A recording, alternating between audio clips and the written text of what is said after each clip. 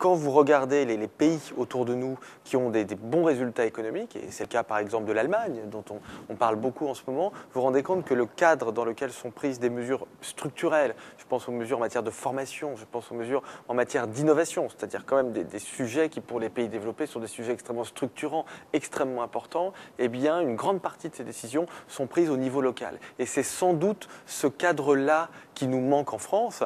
Alors, à ceci près qu'on voit que quand les régions, par exemple, mettent en œuvre des mesures en matière d'innovation, ça donne des résultats tangibles en matière de croissance économique, des résultats tangibles en matière de compétitivité, des résultats tangibles en matière d'emploi. Mais les budgets dont elles disposent aujourd'hui sont extrêmement limités. Un certain nombre d'indicateurs macroéconomiques en France ne sont pas bons, c'est au moins lire les chiffres, et en particulier tout ce qui concerne le domaine de l'investissement, le domaine de la recherche et développement, de l'innovation, des exportations.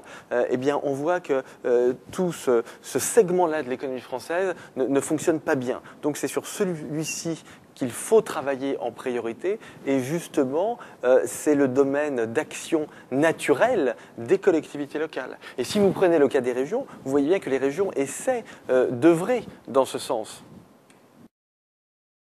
Les performances économiques des territoires sont de plus en plus différentes. Si vous prenez un indicateur tout simple comme le PIB par habitant, vous voyez que les écarts, année après année, se creusent. Ça veut dire que les problématiques économiques en Champagne-Ardenne, en Lorraine ou en Aquitaine et Midi-Pyrénées sont de plus en plus différentes. Donc on doit avoir au niveau des politiques structurelles, d'innovation, de compétitivité, des compétences plus importantes pour les collectivités locales et pour les régions. Et en même temps, dans un contexte, dans une économie qui devient de plus en plus inégalitaire, c'est vrai au niveau territorial, mais c'est vrai aussi au niveau des individus, et même au niveau des indicateurs salariaux, par exemple, où vous voyez des inégalités, le rôle de l'État, ça doit être d'assurer cette redistribution. Et donc, on a vraiment deux aspects. On a les politiques structurelles qui doivent être en grande partie du ressort des collectivités locales, et en particulier des régions, et l'État-providence, disons, qui doit rester du ressort de l'État. Et les deux, en réalité, se complètent bien et c'est ce qu'on voit dans beaucoup de pays à l'étranger.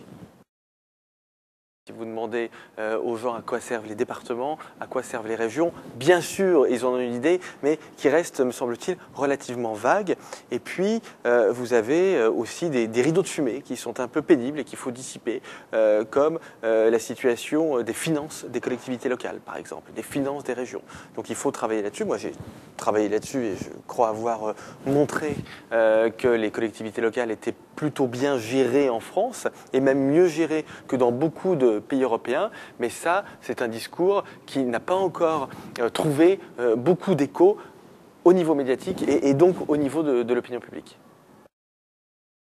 Alors les régions françaises cumulent deux handicaps à ce titre. D'une part, elles ont peu d'autonomie fiscale et d'autre part, elles ont des budgets qui sont relativement réduits. Alors en Allemagne, vous n'avez pas d'autonomie fiscale ou très peu, mais en revanche, vous avez des budgets qui sont importants. Dans d'autres pays, vous avez des budgets qui peuvent être plus modestes, mais en revanche, une autonomie fiscale. Bon, en France, on cumule ces deux handicaps. Il est clair que si vous comparez la région Aquitaine au Pays Basque espagnol, vous voyez que la région Aquitaine, elle a un budget plus faible que le Pays Basque espagnol, alors même que sa population est plus importante. Si vous regardez Provence-Alpes-Côte d'Azur et que vous comparez aux régions italiennes, vous aurez le même résultat. Si vous comparez l'Alsace ou la Lorraine à la Ruhr, vous aurez encore un résultat plus spectaculaire. Ce qui veut sans doute dire que la solution à tout ça, ce n'est pas le regroupement des régions, parce que si vous additionnez deux budgets qui sont faibles, vous aurez toujours un budget faible en proportion de la population. Ce sur quoi il faut vraiment réfléchir, ce sont les missions, c'est sur les missions que l'État est prêt à transférer aux régions en renforçant, bien évidemment, la capacité financière des régions.